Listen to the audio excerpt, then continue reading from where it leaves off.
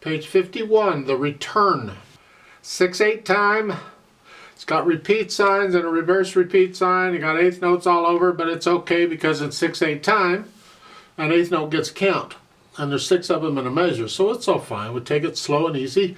No sharps or flats, except I see some F sharps in here, so I have to look out for those. Right hand first. Let's make sure we get the fingering and the notes and the rhythm. If you'll notice the first couple of measures, see, I talked about this a couple of videos ago. You'll see patterns in music, and when you recognize patterns, it makes playing the music easy. This first couple of measures is just a broken C chord and its inversions, and you're just going up. That's all that is. So you pretty much got that already. It's just 1, 2, 3, 4, 5, 6. Connect all the notes.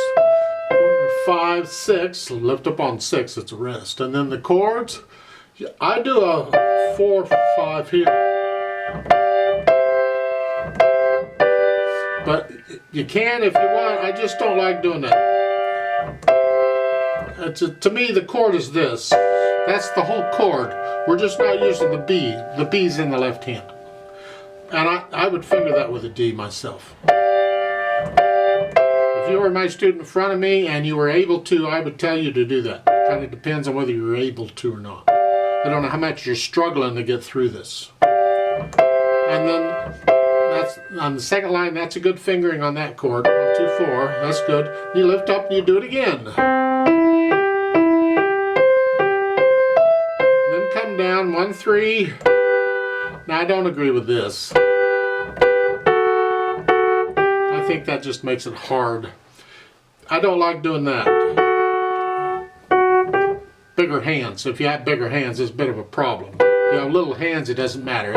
That's fine. So I would recommend you use a little more advanced fingering here, and it will help you out later on when music gets more difficult. So keep this in mind. Third line. This is measure 7.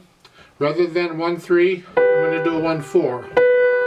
So we ended here, you get a rest, you come down here. 1, 4, and then a 2, 3, and then a 1. I'm keeping the 1 here.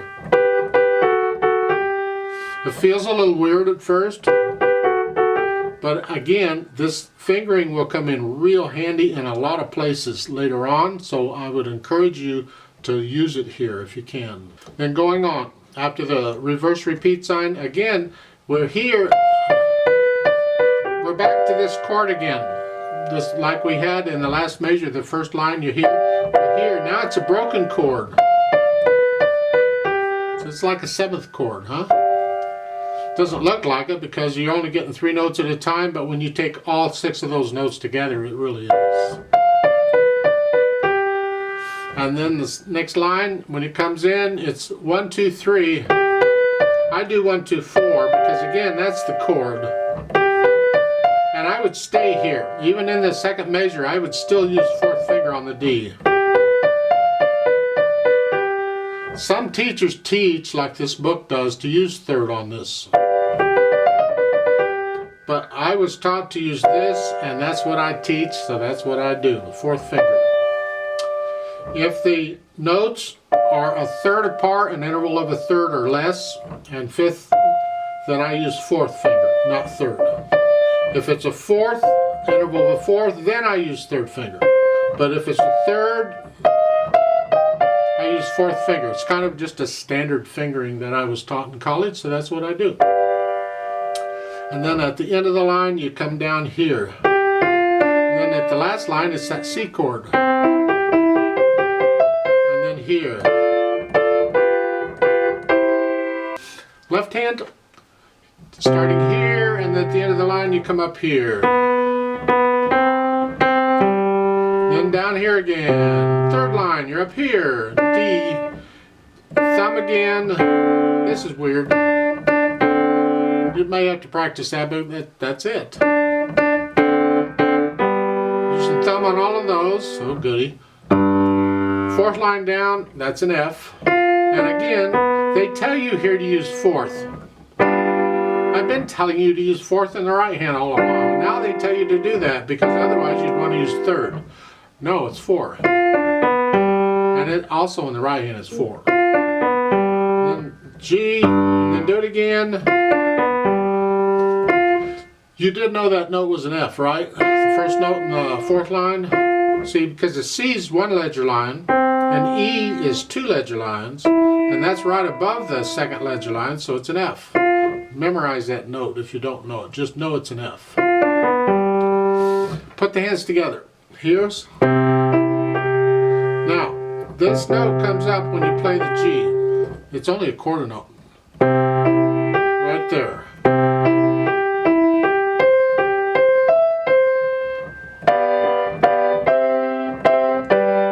Here, and then you do that again. Let's go down to the third line. You're here. You're going on. Again, that comes up. This is the last measure of the third line, or measure 9. That comes up when I play the B.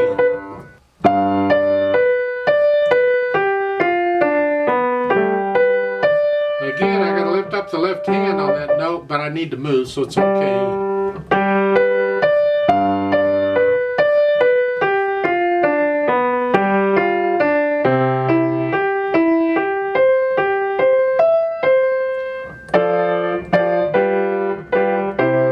Please try and be accurate when you lift these notes up, when there's rests in there. You may think, well, it doesn't matter to the sound, and you're correct, it doesn't, but it's important that we learn these little bitty things and be accurate on them here, because it will matter later on. And we're preparing, we're just getting into the habit of doing things correct now, which will help us later on. So lift up, like in the first measure, hold that down for 2/8 notes, and that's it, lift up. Even though the pedal's going to hold it out, doesn't matter, lift up. And all these other places too.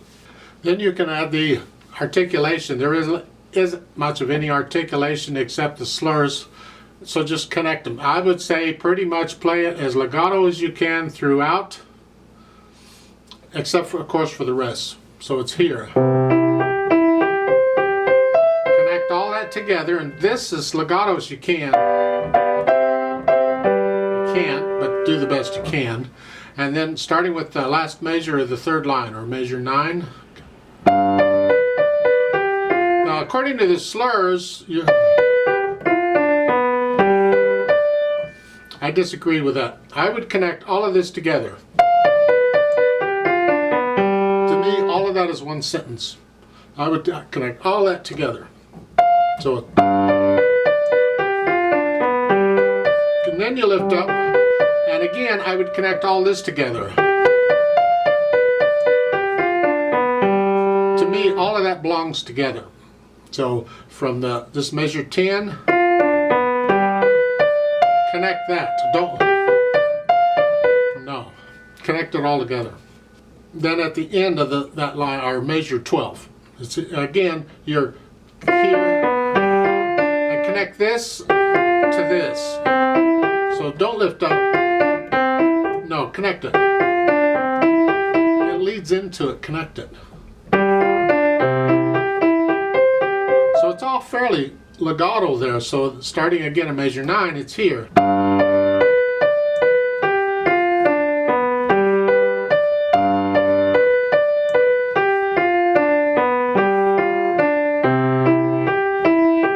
So it's all fairly, you have each hand doing its own thing, but the phrases is, and then this is, and then this is. So I want to connect each of these together. Then we add the, dynamics? Well, it's sort of loud at the beginning, and that's more of the right hand for the left. Keep I think the left hand for the most part in the background. Here, what do you think moderately loud is in?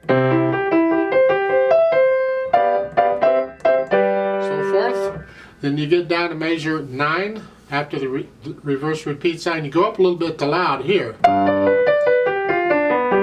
And then in the measure 11, you come. It's an echo. I think probably either this part, this measure 10, the last notes in it, either that should be soft or you should decrescendo down to that. So you start a little softer. Somehow you got to get down to soft, and I connect all this so it has to blend together. So something. So again in measure 9, it's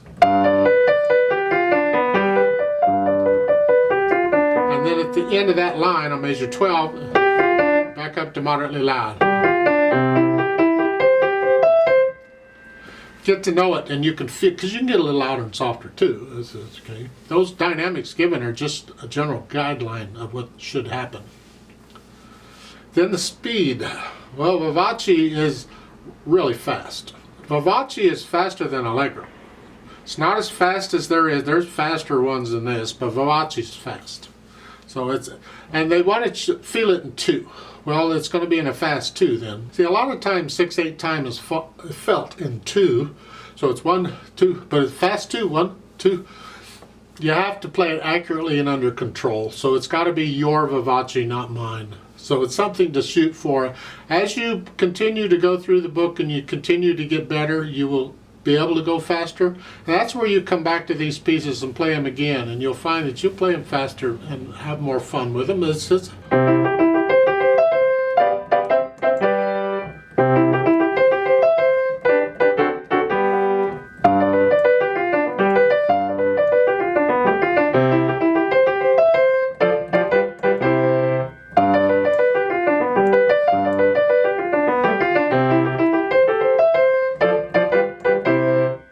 It's got to be your vivace, not mine. So, but that's sort of what it is. I guess the guy's in a hurry to get someplace or to return or something. I'm not sure. Then they've added pedal. Well, I think it does fine without pedal, but they've added pedal, so we'll stick it in and see what happens. With this, and because it's so fast, I'm going to push the pedal down with the notes. I don't have time to mess around here. It's got to be quick. So at the beginning, I'm going to push it down with the notes. As I play the first note in the next measure here, the G, I lift the pedal up. I don't like that at all, but that's what they're saying to do, so okay.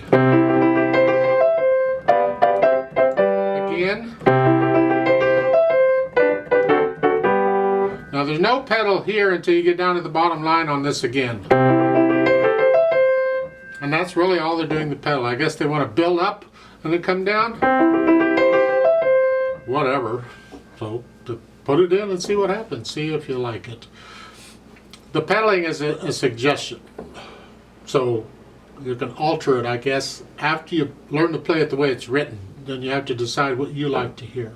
But the piece, this part, needs to be kind of bouncy. So don't connect that.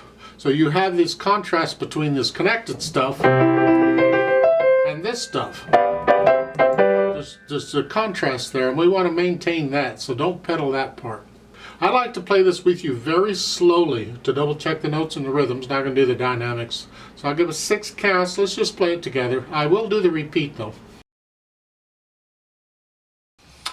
1, 2, 3, 4, ready, go.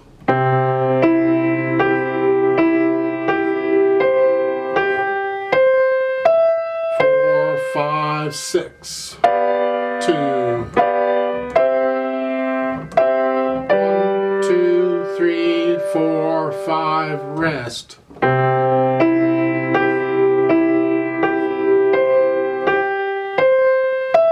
4, 5, 6, 2, 3, 4, 5, rest.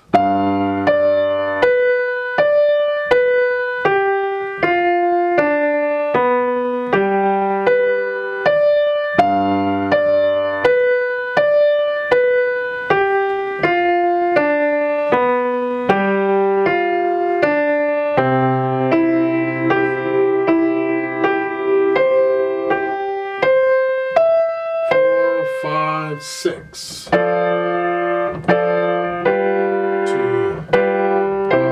2, 3, 4, 5, repeat.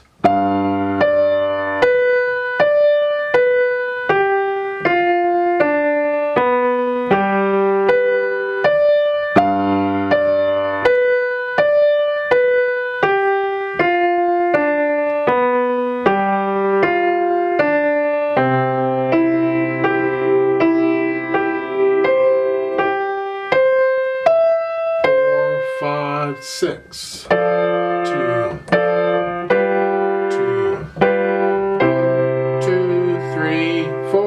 5, rest.